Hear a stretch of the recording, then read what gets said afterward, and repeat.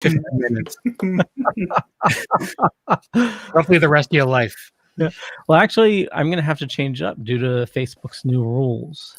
Oh, good.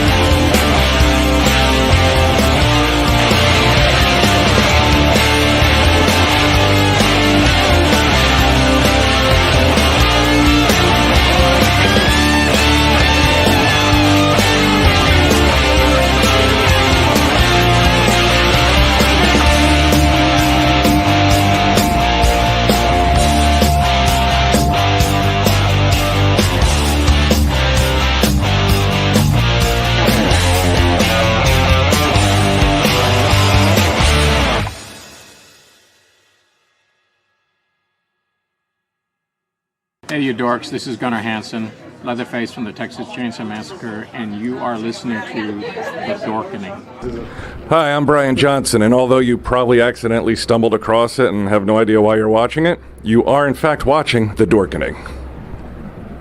Hello, this is Tom Kenny, voice actor, the voice of the Ice King on Adventure Time. And SpongeBob SquarePants. Ah, meow. Oh, Gary the Snail, too. Hey, guess what you're filling your eye holes and ear holes with? the Dorkening. Oh, I love the Dorkening. Very popular in Ooh and Bikini Bottom. Hi, I'm Lou Ferrigno. You're watching The Dorkening. And you know what? You don't like me when I get angry, so don't get me angry. You better keep watching The Dorkening. Hey guys, this is Felissa Rose, and you're watching The Dorkening. Hey guys, it's Courtney Palm. We're shooting Death House, and you're watching The Dorkening. This is Anthony Michael Hall, and you're watching The Dorkening. Stay tuned. My friends are going to show you what entertainment's all about, baby. The Dorkening.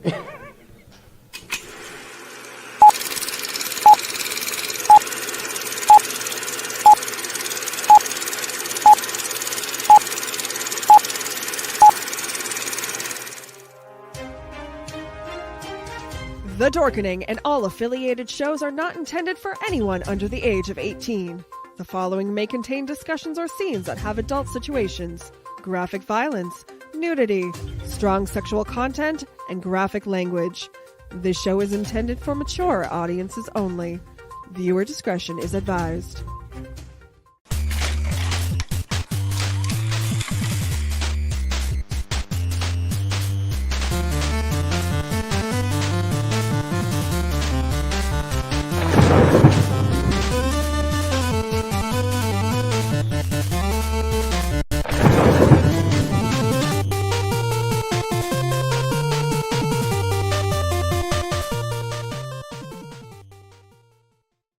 Rise and shine, my sinners.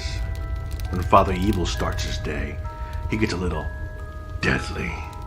Deadly Grounds coffee has the richest, smoothest flavor you'll find anywhere.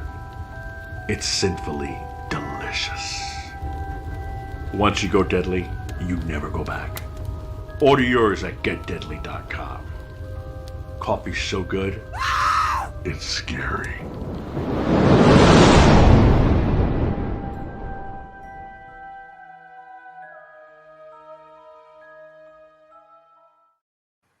And here we are. We're now live for another episode of the Wicked Horror Show, powered by the Dorkening Podcast Network. And you saw the Deadly Grounds ad. Now more than ever, we need to support indie businesses and indie artists. So we're talking about Theater of Terror Part 2 coming out. And I got all the links right now. They got Indiegogo going on right now. And if you want to support indie people like our guests here, check out the link. And with that, we have Kevin. I just want to point out that when you started that intro, that music was in fashion, and it's no longer. I hit the wrong button. You can find that Buck Cherry tribute band from 1999. Hey, I got a new content system. I'm gonna look for some more music for you. Apparently, it's very old. Yeah. Hey guys, I'm here.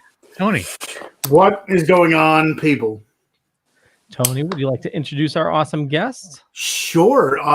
We're actually, going to be talking about the sequel to Theater of Terror. Well, partly, I'm sure both, but the writer and director of said Theater of Terror, Tom Ryan. How are you? Hey guys, how you doing, man? Thanks for having me on, everybody. It's good to have you back for sure. We had you on a while ago for the original one. Which, for those who don't know about it, it's a really cool anthology.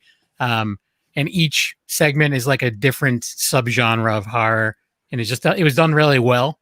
So I was excited when we heard that you were coming out with another one. And I know you sent along like one of the, a little sneak peek at one of the stories. And already I'm sold. So yeah. Great. Yeah. Thank you. I'm a big fan of old classic, Universal horror, so it made me feel like he's going for it, and I think you did it successfully. So yeah, excellent. Thank you, man. I'm glad you liked it. Did the whole team see it? Did all you guys? Yeah. Cool. Yeah. So we were going for like you mentioned, kind of like a Universal monster movie feel.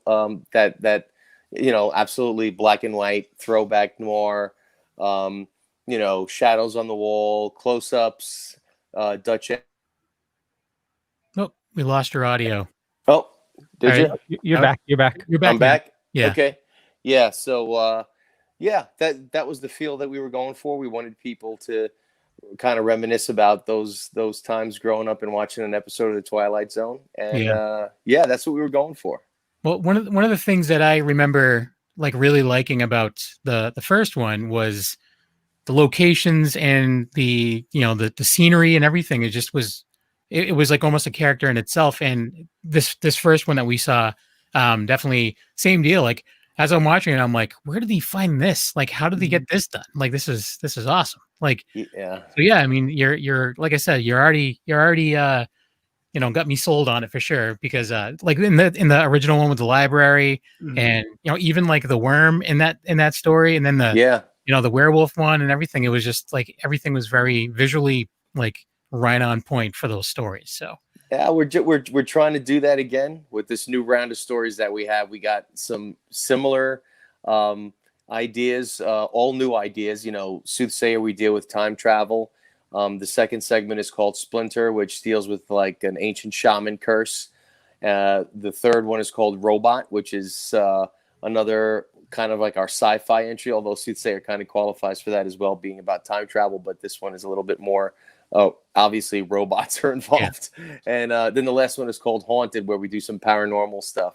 Oh, nice. So, once again, we get to touch on all these different subgenres and have fun with, like you said, in the last movie's case, it was werewolves, aliens, and worms and dolls. And in this film's case, we're going to deal with some different stuff. And it's going to be a lot of fun. We guarantee that much. Yeah. Nice. Yeah. Yo-Yo's here, everyone. Hey, man. How are you, man? I'm good. Sorry about the tardiness. That's okay. It's we'll forgive you this one time. The good thing is you didn't have to sit through that intro, so that was good. I'm just busting balls. But yeah. So I mean, I don't know, Tony. Did you want to? I've already taken over, Tony. Actually, I just want to say one thing, and Tom, totally correct me if I am incorrect. So Soothsayer, which is a complete short right now, for people that support the Indiegogo at a certain level, they actually get access to Soothsayer right now. Soothsayer. Yep. Right now. Yeah, absolutely. It's one of the perks if you're at the Terror Trooper level or above. We'll send you the first short in the anthology, so you can kind of see, once again, what kind of quality we're trying to deliver, what kind of stories we're telling, and you get a good flavor. What's great about it is that's just like the launching point for the rest of the anthology. So we just kind of want to, get everyone's appetite, wet for what's to come. Yeah, definitely. Yeah. So yeah, that's I'm sorry, Tony.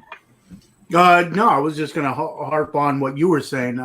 I just to wet my whistle again. I watched the first one, and I remember talking about the especially some of the scenes, harping on what you saying, the just not only the locations but the visuals and stuff.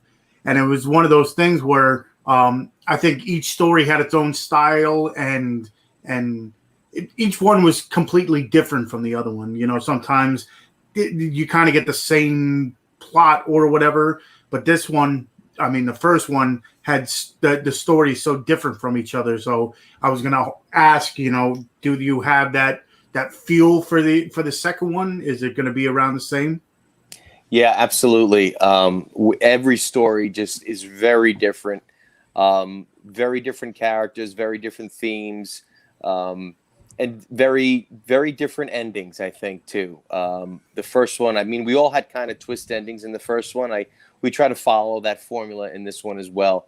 But just as far as, yes, if you sit through this anthology, you're going to get to enjoy 4 extremely different stories, with the exception of what we're going to attempt to do is, if we make our goal and we can do another wraparound story, that is what connects this bunch to the first. We have some great kind of things to explore in reference to the theater itself and why these things happen at this theater.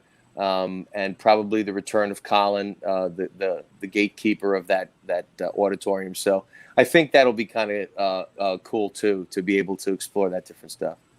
I was actually going to ask that. I was going to ask if it was going to be a completely different wraparound story, or if it was going to be the theater, because that theater was another visually just really cool place. I'm like, I wish that I have no idea where it's located, but I'm like, I would love to go to a movie there. Yeah, that's the Landmark Lowe's. It's on Journal Square in Jersey City.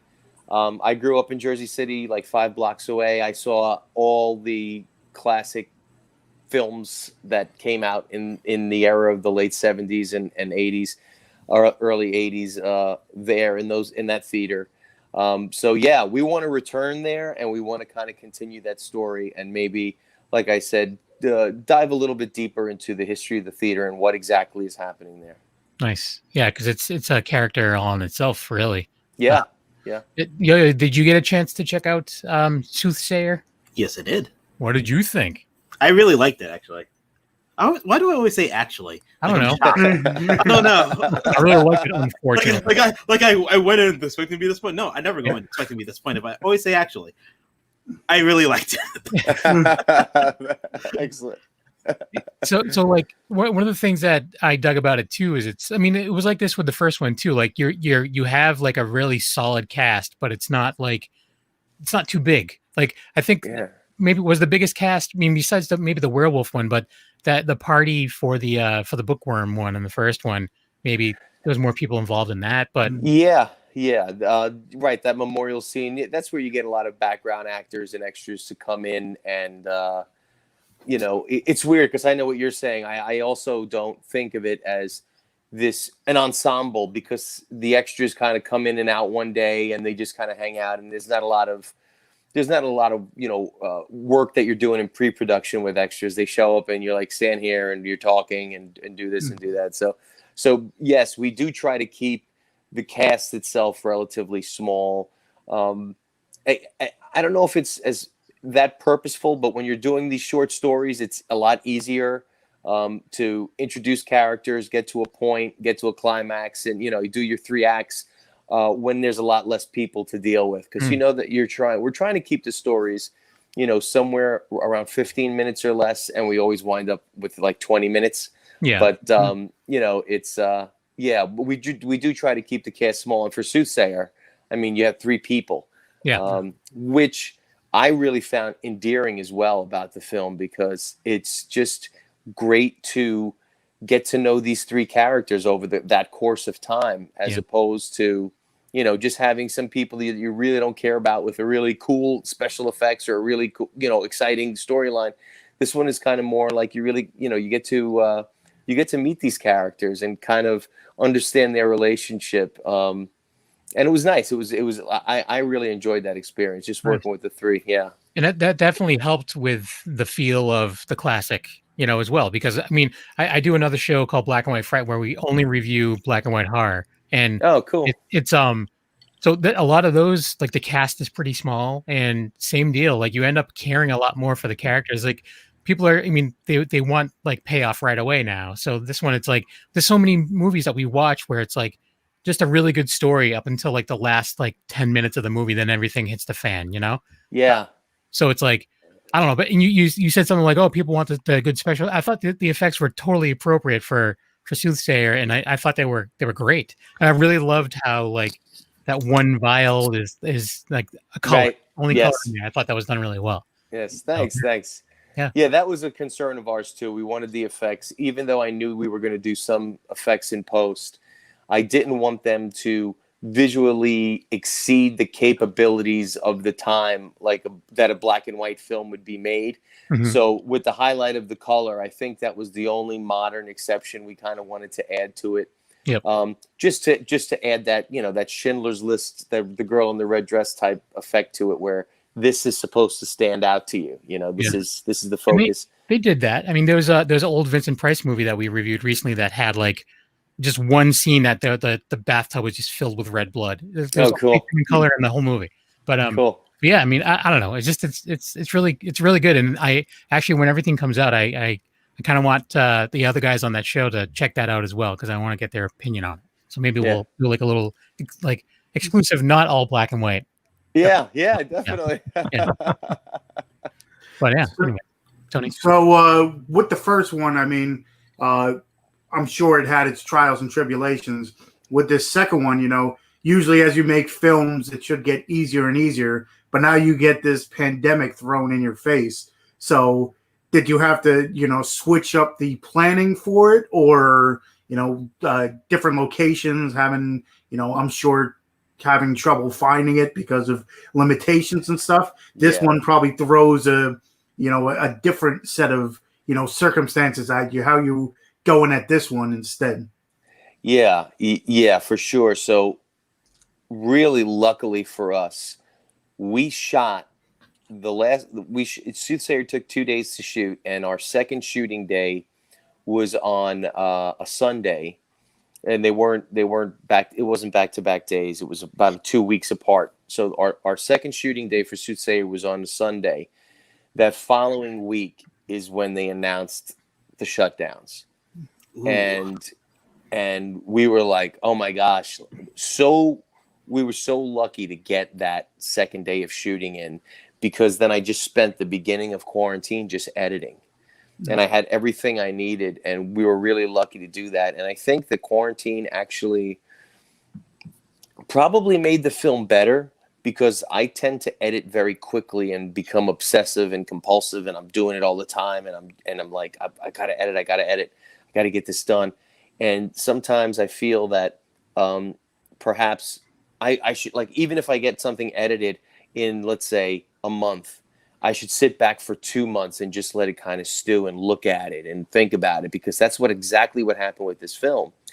And I did go from several stages where I had a final edit, and then I just kind of watched it for a while and realized there were things I could do better, that I just kind of corrected or added.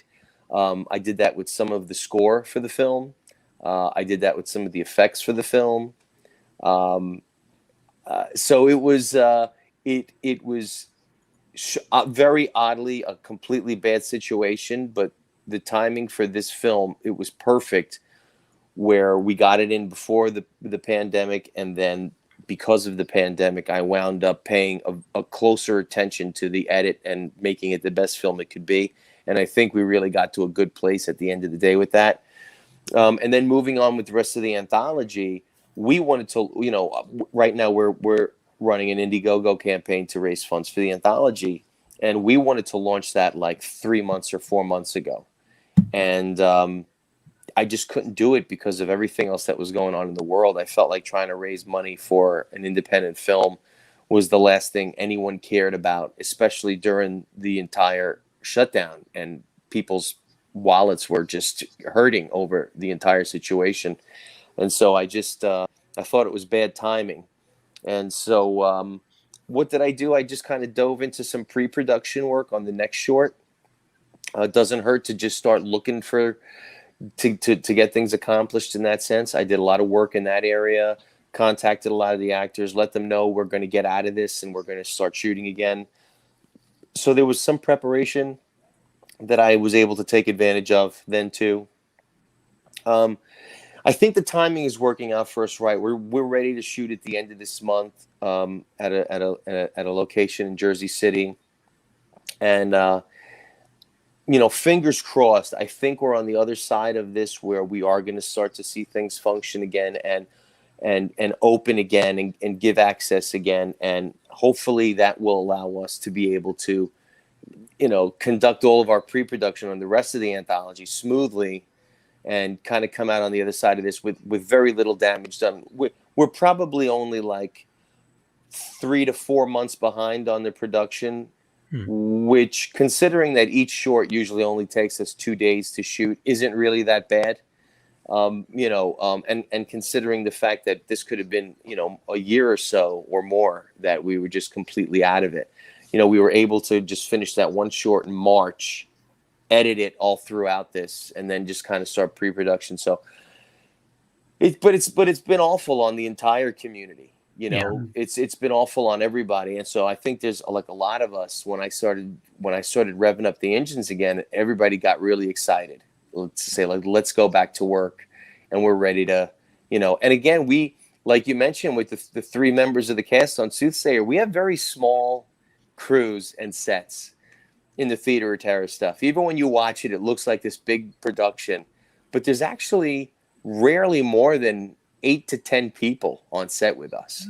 This includes the actors and the crew. A lot of us wear different hats on these things, and we keep it small. So that is in our favor now, trying to get back to this. We're not trying to get 50 people back on set. Right. We're trying to get 12 people on set, and that might include a few extras. Right.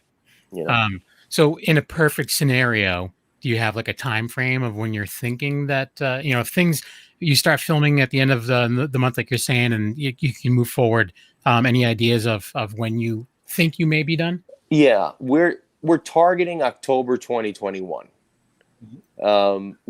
Initially we were thinking like February 2021 before COVID, but I don't think that was that realistic anyway. I think October is much better, and I think it just gives us a lot more time to be able to secure some of the locations like the theater and such. Like a lot of that stuff is timing, time of year, when they're busy, when they're not. And so hopefully if everything falls into place, I think October 2021 is a safe bet to say we should be all done. Yeah, I mean, it's closer to Halloween, so it's perfect. Yeah, exactly. Just sit down and watch a nice anthology, That's right. Yeah. So as far as the first one, is that available on physical media still, or is it just streaming? Or so we still sell Blu-rays for the Theater of Terror on our website, theaterofterror.net. So we still sell the Blu-rays for it. DVDs are only available through Bayview Entertainment, and you can also rent it on Vimeo and on Prime as well. And on Prime as well. Yeah. Right. Yes. Nice. Leo, I'm sorry I cut you off. No, that's okay. We do have a couple trailers we're going to run. I do have the trailer for Soothsayer, and we also have an ad to run as well. Tom, would you like to introduce the trailer for Soothsayer? Oh, yes. A scientist discovers the secrets of time travel. But when he gets a glimpse of what the future holds, he is desperate to prevent it. I think I forgot the rest of my tagline, but there you go. Yeah.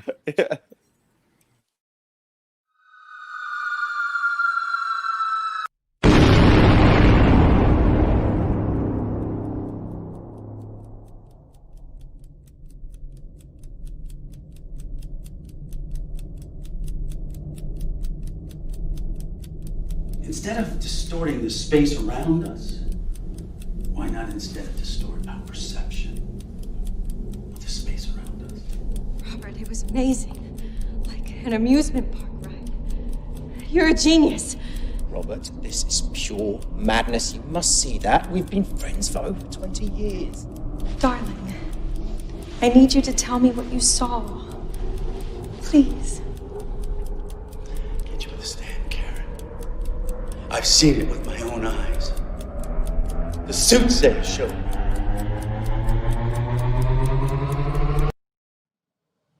Soothsayer? I'm impressed, Doctor. Not yet, Stephen, but you will be.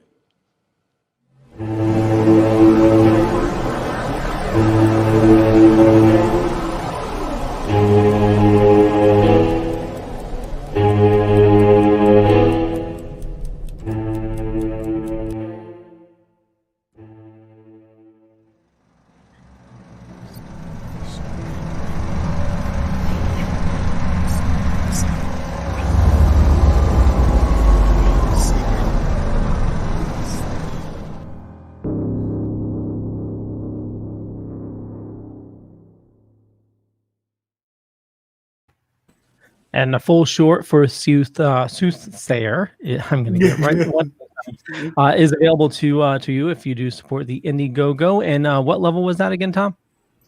The Terror Trooper level. Terror Trooper. And have all the links you need in the show notes up above or down below, depending on where you're watching or listening to us.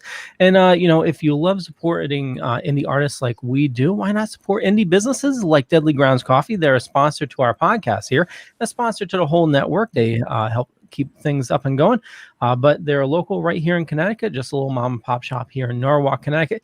Makes the absolute best coffee you'll ever have. And here's a zombie talking about coffee. Everyone thinks because you're a zombie, you don't know good coffee. Well, they're wrong. There's only one brew that gets my seal of approval. Deadly Grounds Coffee is my guilty pleasure. The aroma is so intoxicating. It brings all of my neighbors out of the woodwork. Deadly Grounds Coffee. Coffee to die for, and zombie approved. It's good to get a little deadly. Use the front door! Oh, they're so disgusting.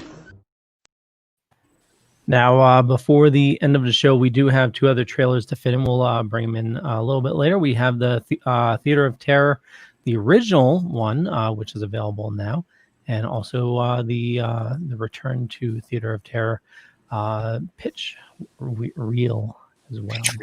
Pitch Reel.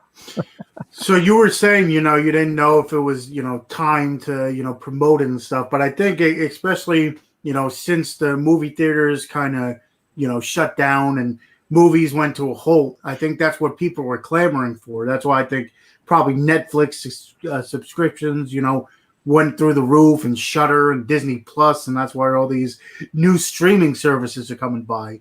But I think, especially, come next year when everything's, hopefully ramps up again, everybody's going to be, clamoring for new stuff. So maybe I think, besides, the blockbuster stuff, I think a lot of the indie stuff will, open people's eyes, especially, Kevin Hart's on Shudder all the time. And that's all I see is people talking about Shudder now, and they play a lot more of the, independent stuff as opposed to the bigger mainstream stuff. So I think, again, I hope next year it's gonna, it'll blow the industry open. Yeah. Well, not even next year. This year with Halloween coming up, a lot of people. I mean, we're starving for, good stories. There's really not much coming out right now, and now is a great time for anybody that missed out on Theater of Terror on its first run. Now's the time to see it with Halloween. Go to Prime and rent it, or buy a copy of it. Yeah, like that. That's right And, there. like Tony's copy, but Go buy Tony's copy. Tony's got it on eBay. But yeah, there's so many other streaming services out there, and unfortunately, because I'm a big fan of physical media, I'm a big fan of going to the theater. But it really looks like it's really heading that way pretty quickly, a lot quicker than I think we estimated before. But here's the thing, and I talked about this in a forum post, but a lot of people are afraid that we're going to go to all streaming. And the thing is, with COVID right now, this is extreme circumstances. So, a lot of people need to readjust their way of thinking with taking in content. But as soon as there's like a vaccine and we can go out, it's going to be like the Roaring 20s all over again, where the theaters are going to be packed. Everybody's going to watch Boardwalk Empire. That's what you've been doing. Well, well, no, I've been, I'm like, Boardwalk. That, and I'm too hooked on the news because exactly, the last pandemic. That's what happened. I stay away from the news as much as possible because it just infuriates me so much. I'm like, I'll just watch Futurama again, whatever. There's nothing wrong with that either. But yeah. So is there anything else that you've had in the works that you've had to put on the back burner, or is your focus just the new sequel? The new anthology has been my main focus. It's I think this even pushed me deeper into that because not being able to go anywhere, you're just kind of sitting around and thinking about, what were my plans, or what can I do now? How can I make my time as useful as possible and make this experience as painless as possible? And I think I kind of dove into the scripts. I dove into a lot of pre-production stuff, and tried to at least get a lot of that work done as much as possible. So that's really been my main focus. There was a little bit of music involved too. I've always done some musical stuff, but I wrote the score to Soothsayer, and I spent a lot of time doing that too. And so I think once I was all done, I was just kind of musiced out for a little while, and writing it on the piano is not my thing. I'm a bass player, a guitar player, so playing. I'm a bass player. Oh, we should cool. hang out when the pandemic is over and have a bass off. There you go, man. There you go. Anyways, well, I also wanted to bring up, you're also doing the shorts, which are absolutely awesome. Are those your 2 sons?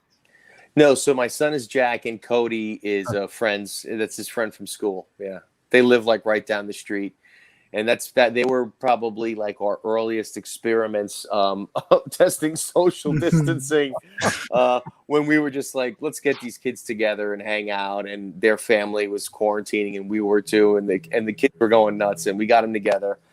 And they had a great time. And one day I just decided that I said, we're going to, because they kind of looked like they didn't know what to do with themselves. Their first, desire is let's go sit in the living room and play Fortnite. That's what they want to do. And then I say, no, you got to get physical. You got to go outside, run around in the yard, play some games, grab your Nerf guns, play some make believe. And so one day they were kind of bored, and I just said, let's go. We're going to start making some movies here. And, surprisingly, they're both really good. They were really easy. They were a little easier to work with than some of the actors I worked with. But no, they really kind of took to it, and it's been a lot of fun. And it's been fun for me because it kind of gets me to keep my editing chops up and shooting everything with an iPhone. So that's been kind of enlightening, like how good that stuff can turn out, yeah, it's been fun. Jack and Cody's, I call them the chilling childhood adventures of Jack and Cody. Nice. Yeah. I gotta track that down. Is it just on your regular YouTube? It's on our YouTube channel. Yeah, the Theater of Terror YouTube channel. Nice. Yeah. Nice. Yeah, and if you just go to theaterofterror.net, there's a trailers and shorts button. You can click there, and they're all there as well. Check out Chompers first. That one was, well, they're all good, the ones I've seen so far. But yeah, Chompers was. That was one that it just sticks with you. Now, going into making a movie, I don't know if it's I've never directed anything. Is it easier to have everything planned out, months in advance, and like you do now, kind of deal? You said now you have so much time to prepare, or is it sometimes easier to just kind of like go into it and wing it? Because sometimes you could plan for months ahead, and then on the, I'm sure in 1 second everything could change quickly. So you kind of gotta switch very quick. Like, which would you rather have? I'm sure you would rather have the months of planning, but how does that work? Well, yeah, you should always have a plan when you're going into something of the magnitude of making a film, where you have people dedicating their time to a vision or shoot that that you're trying to put together. First and foremost, I always respect that sacrifice from everybody to try to make an independent film, because there's no fame or fortune at the end of the rainbow at these things. Usually, it's more creative work, and for them, it's work, but it's also just a creative endeavor that you're just trying to kind of make happen. So that's to credit to everybody working with them. But so you want to come in with a plan and let them know that you are prepared, right? That you have a focus, that you have an organization to your filmmaking, because I've been on sets that were not organized, and it's horrible, and it you could kill the momentum of a film. You can kill the energy of a cast and crew if you're unprepared. So absolutely always want to have a plan. I'll take it any day of the week. But now, as you mentioned, you do have to be prepared for that, when something goes wrong, because it always goes wrong, right? Murphy's Law when you're making films. There's always, you could be uber prepared and you come in with a stack of notes and everything's ready and there's nothing that can go wrong, and then something goes wrong. So you have to be able to think on your feet. It's something that we're proud of. We've had to overcome a lot of obstacles, especially with the original anthology. I might have discussed it with you guys, but I have stories about each one of those shorts and things that happened that may have deterred or, made a lesser filmmaker just break down and give up. And the team that I have, and we just push forward. We just make things happen. Fingers crossed, man. Like, so far we've been lucky. I think there's a certain amount of it that has to do with luck, but a lot of it has to do with the fact that we don't panic. I'm always looking for solutions. I don't harp on the problems. I just look for solutions. So you have to be ready for that always. Yeah. Yeah. That's why I don't make movies. Hey, Yo-Yo disappeared. He did. He's having internet issues. Okay. Yeah. No, that's why I'm not a director, because I would just be like, that's it. Everything's ruined. Yeah. It's Start from scratch or get out of here. Like, I don't know. Right. Call my parents and have them pick me up because I'm gonna cry. But I don't know. But yeah, So it's always something. I mean, it's something we say all the time. Like we're big movie fans, and we respect. Even we've had plenty of directors on who don't really plan their movies. Sometimes they'll get something good out of it. Sometimes they just really don't. But at the end of the day, they're still doing something. And Yeah. I sit here. That's what I do. So yeah, I'm doing that pretty good. Hey, that's right. You are. You're killing it. I don't know. If you're gonna do it well, man. Yeah. If you're gonna, as far as sitting somewhere goes, this guy, he's the best. Yeah. Hey, Yo-Yo's back. Yeah. Yay. Yeah. Welcome back. Yeah. Let's hope my internet doesn't decide to be a dick again. Well, while we got you, Yo-Yo, before we play the trailer for the original Theater of Terror, which is available now, what was your favorite story out of the bunch? God, I don't even remember. It's been a while since I watched it. I feel horrible right now. It was the bookworm one, where they had that cool worm that Oh my God, that one! Oh my God, I loved that one. I want to live in that library, by the way. Like I watched it. And here's the other thing too. I think the first time we had you on, I think I told you that I was like kind of shocked that it was all the same director. Okay. And it was the same thing. I was like, I wonder, because I'm like, I see his name everywhere, and then I looked it up. And I'm like, no, he directed them all. Like, yeah, same deal. Like I thought it was a different director for every one, because it felt similar enough to be in the anthology, but it also felt different enough where I thought it was a different director. So yeah, I think that's big. Yeah, we were trying to do that. That was the focus too. I definitely wanted to. I wanted them all to have a different feel. Yeah, we're trying to do that with this one as well, and just kind of. We're hoping, like the first one was definitely more Twilight Zone. We're hoping to get some Tales from the Crypt and some Creep Show and stuff like that out of the other ones. So, yeah. But before we do anything else, I do have a question. Yep. How long did it take to make the machine, and what was your inspiration behind it? So the machine, it's funny. So we sat down, we had a production meeting about doing Soothsayer, and I says, yeah, now we have to design and come up with a machine. And I just grabbed a sketch pad and I kind of sketched what you saw on the screen. And I said, what do you think about something like this, right? With the light bulbs on the top. And it kind of looks silly in the drawing, but I said, what do you think about something like this? And we said, yeah, it's not bad. It's not bad. So I reached out to a friend of mine, Rodrigo Bustamante. He was the prop master on the film. And he's very good with electronics. He's a Jersey City cop, but he's very good with fuses, wires, I'm really not very good with electrical stuff. He's the kind of guy that at 10 years old, he'd take apart the VCR and then try to rebuild it again, or so he's great with that stuff. And I reached out to him because I wanted it to function, obviously to a certain degree. I wanted gears turning, lights flashing, and smoke coming out of the machine. We wanted all that to work. What I took the sketch that I drew, and then I kind of drew it again and measured a doorway and said, well, how big is a doorway? Because we've got to be able to get this thing through doorways. You have to carry it through. And I don't want to build something that's really stupid big. And then all of a sudden we're like, oh man, how do we get it in here? Why is there a lab outside? I don't know. Yeah, right. So I made it out of cardboard first. I bought this poster board stuff and measured it, cut it up, made it out of cardboard, and then I brought it to his house, and we kind of looked at it and figured out, all right, so what are we going to use for this, and how are we going to, what kind of paneling and wood paneling we're going to do for that. We went to Home Depot.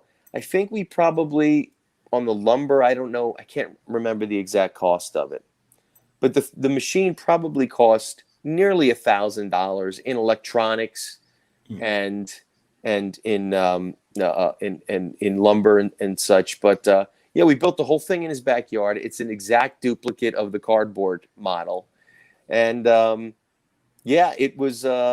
It's the movie centerpiece, right? We're so happy with the way it turned out. I'd never designed anything before like that, and I just kind of drew it and we came up with some of the stuff, while we were building. Like, oh, wouldn't it look cool? A couple of switches here or something, and we kind of added a few things there, but we also.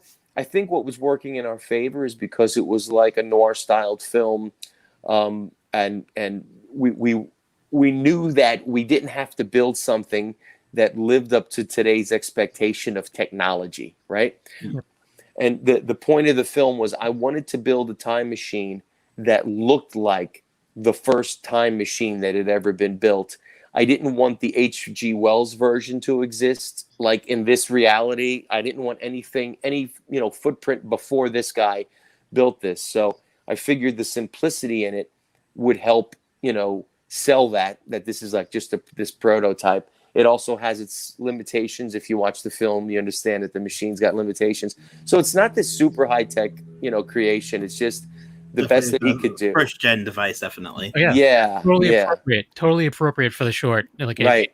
If it was more technological advanced, like it would seem super out of place. Yeah. I really like even the gears and everything. I'm like, were those like laser cut or something? Like it looked like they were. Yeah, they were laser cut gears. Yep. I can't remember where we got them, but I got them from someone online. A lot of that stuff was, custom. A lot of, most of it was custom made by us too, just taking parts and putting stuff together and trying to figure out how to make it look the way we wanted it to look. Like I legit thought, I thought it was you just modded something that already existed. So yeah, good job with that. Totally from scratch. Yeah. Thanks, man. Thank you. Yeah. Well, here we go. Here's the trailer for the first Theater of Terror, and it's available right now. So check out all the links down below or up above, depending on where you're watching or listening. And here we go.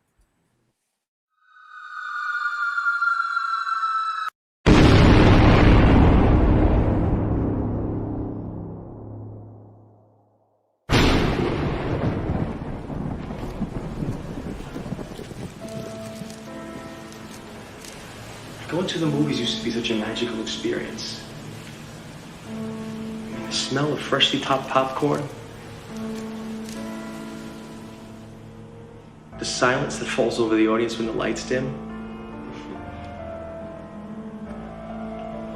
The coming attractions. You mean the trailers? I didn't mean to hurt him. I just... Marcus, you are nothing but a recluse! Hey man, what happened to you? Wipe your feet before you came in here. I just want that Lord. In that moment, you could find yourself really lost in the story.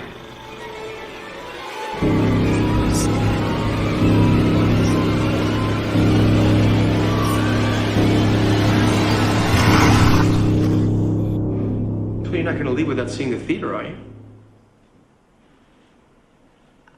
Of course not.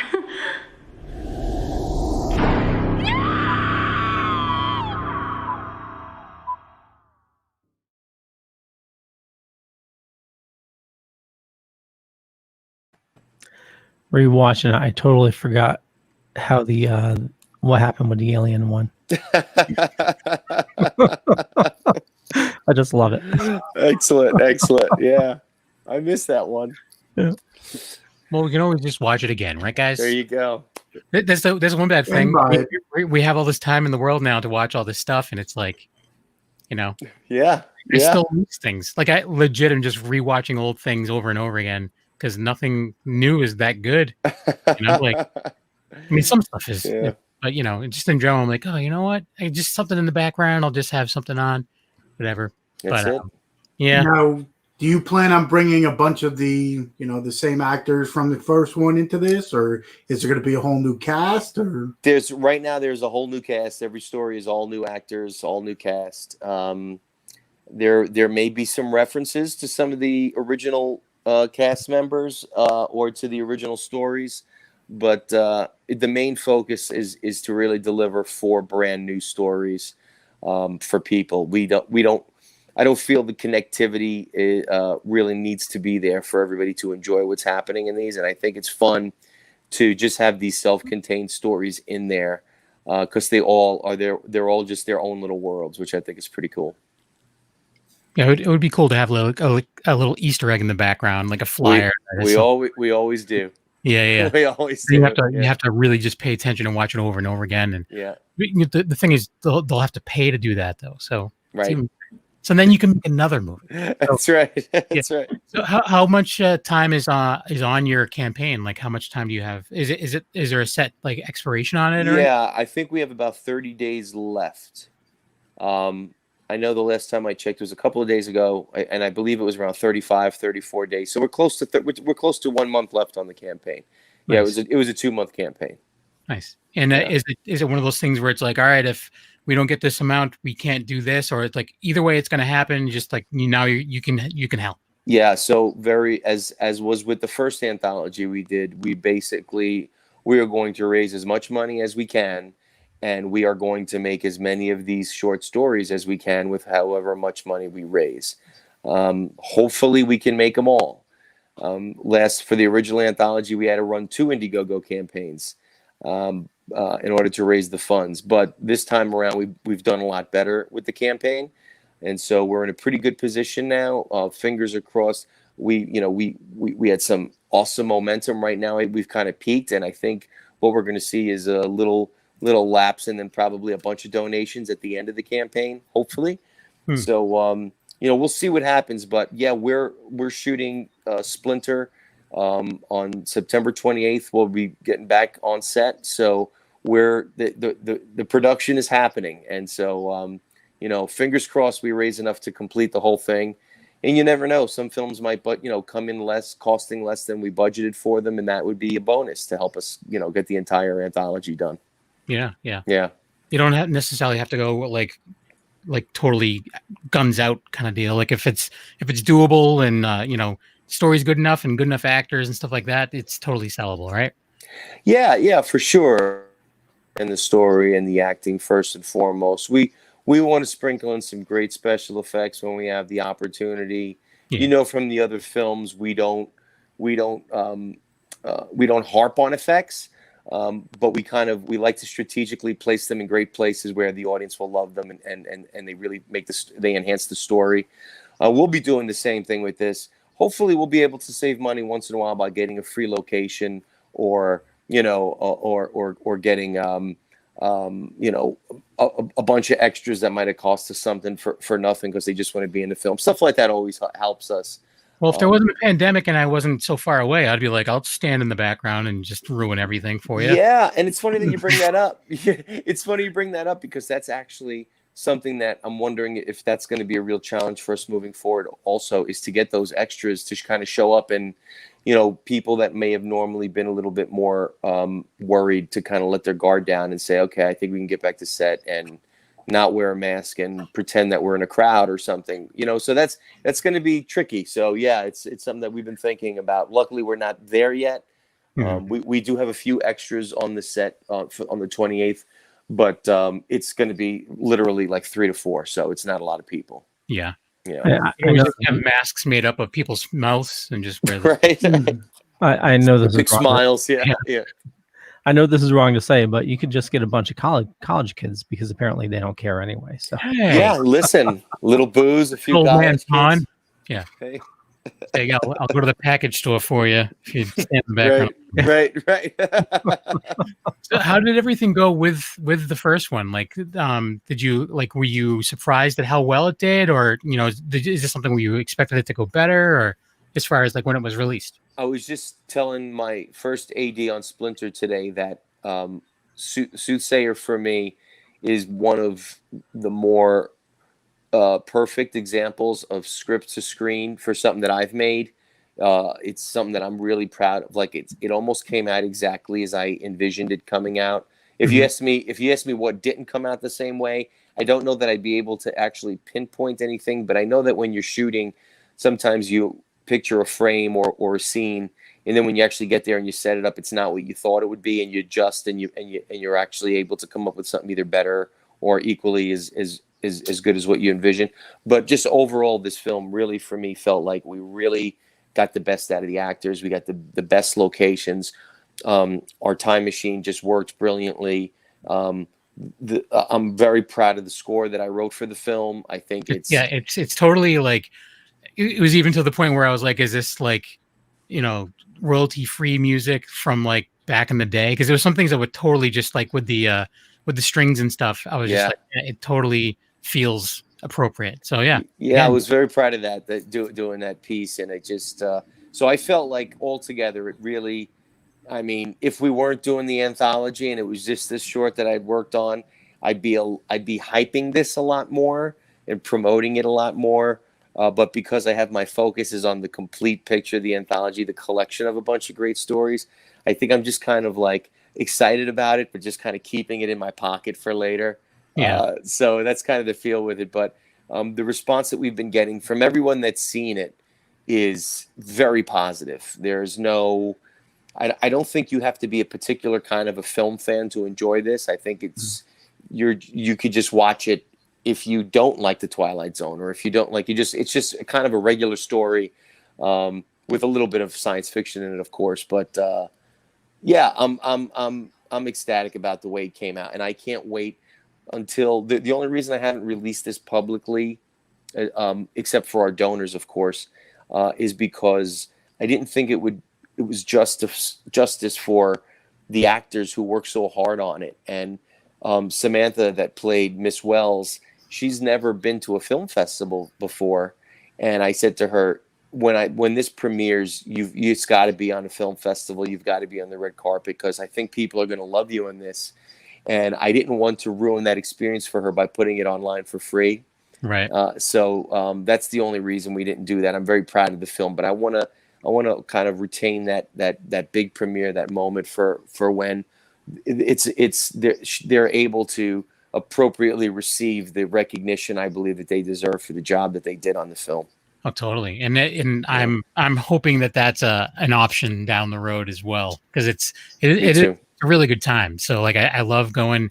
We've only been to like one film festival, Leo and I, but it was a pretty good one out in Buffalo, and but it was great. Like it was really cool. And was that Buffalo Dreams or something like that? Yeah, cool. And Greg Lamberson runs that. I don't know if you know Greg Lamberson. Yep. We had him on a couple weeks ago as well. He was saying that he just he's rewritten his scripts like multiple times during this whole thing, because he's like, I can't film, so it's like I just add commas in, and I just like that's it, man. Yeah, that's it. Yeah, but yeah, it's a really good time. So I mean, it would be cool if once everything gets back in place, maybe we can go up to Buffalo Dreams, and then Leo and I can make the road trip again. Heck yeah, that'd be great. Yeah, that'd be nice. That'd be great. Yeah. So we are running on time. We're going to be a couple minutes late today. I just want to remind you that Return to Theater of Terror, the Indiegogo, is going on right now. So I got a link right in the show notes down below or up above, depending on where you're watching or listening to us. And here's the pitch reel for Return to Theater of Terror. Here we go.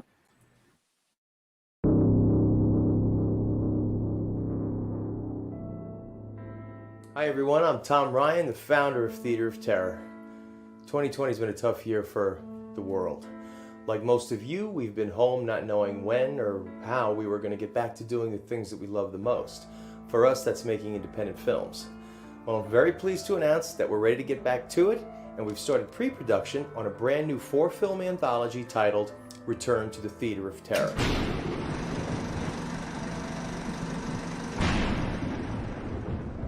Yes, we are making a sequel to our 2018 release where we'll dive deeper into the history of the mysterious theater and the horrors that lie within its film reels.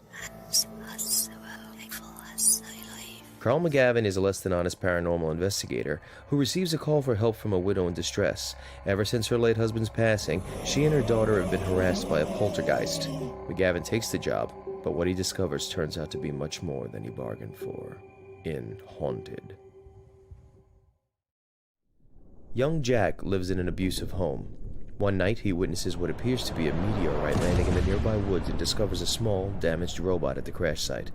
Fascinated by his find, he brings it home as a keepsake, but this robot is sentient and rapidly becomes aware of the dire circumstances surrounding his rescuer. In Robot. While renovating his recently inherited home, Scott Wills steps on a small splinter. The wound only continues to get worse as he slowly learns the history of the town, its people, and a terrible family legacy. In Splinter. A brilliant scientist and his assistant discover the secret of time travel, albeit with certain limitations. When he demonstrates his new device for an old colleague, he catches a horrifying glimpse of what the future holds and is determined to prevent it. In Soothsayer. We've got some great perks for our supporters, including a link to Soothsayer, the first act of our new anthology, which we've made available to donors at the Terror Trooper level. As you know, Theater of Terror always delivers on its promises, so I really look forward to your support. Stay safe, everyone, and as always, Viva la Indie Horror.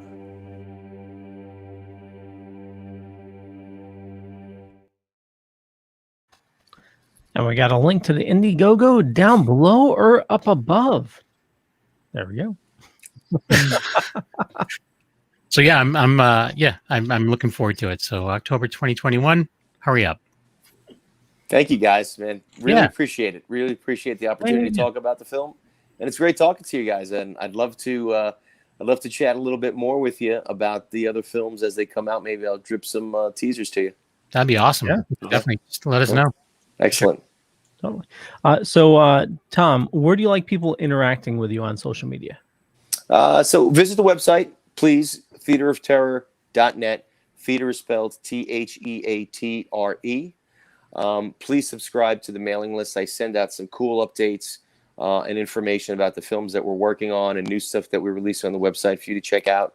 You can check us out at Theater of Terror on Facebook. You could find us on Instagram at Theater Terror, and you could find us on Twitter at Theater Terror. Yeah, and I think that's about, those are all our social media links. Okay, and I got a bunch of that information in the show notes, so you don't need to remember it. Just go there and click. Excellent. Yo. Boy Meets Phone on Twitter, Instagram, Facebook, and YouTube. Yo Saint Laurent on those same social media channels. And again, if you follow me on Twitter, I'm sorry I'm boring there. Maybe not you. Yeah, maybe not Leo. Tony. You can find me at Tony Has Nine Fingers on YouTube, where I do movie reviews, unboxings, whatever have you. Anything about movies, it's on there. Tony Has Nine Fingers on Twitter. Same thing as Yo-Yo. I'm hardly ever on it. Tony's Movies on Instagram, where I show off the movies behind me. And, of course, here, most Tuesdays for the Wicked Horror Show. Kevin? Yes. You can find me A-Knuckle on Twitter and Instagram. Same deal. Barely on Twitter. I don't know why we still say it, but whatever. Also, obviously on the show Tuesday nights, and I also do some reviews with the 13th Wolfman over on the audio side. Also part of Black and White Fright and Secret Underground Hideout, all of which are on the network. Leo. At least you're not saying Vine anymore. I know. I wish I was. Vine was cool. I know, but just join TikTok. It's almost the same. I'm already on TikTok, and no, thank you. No, hold off on TikTok until they're purchased by most likely Microsoft. No, it's Oracle. It's Oracle now? Guys, stop fighting about this. The world has better things to think about. I'm buying TikTok. Yeah. And for me, just Google Leo Pond, you find a bunch of stuff. Could be true, could be not, but more importantly, follow our awesome guests here.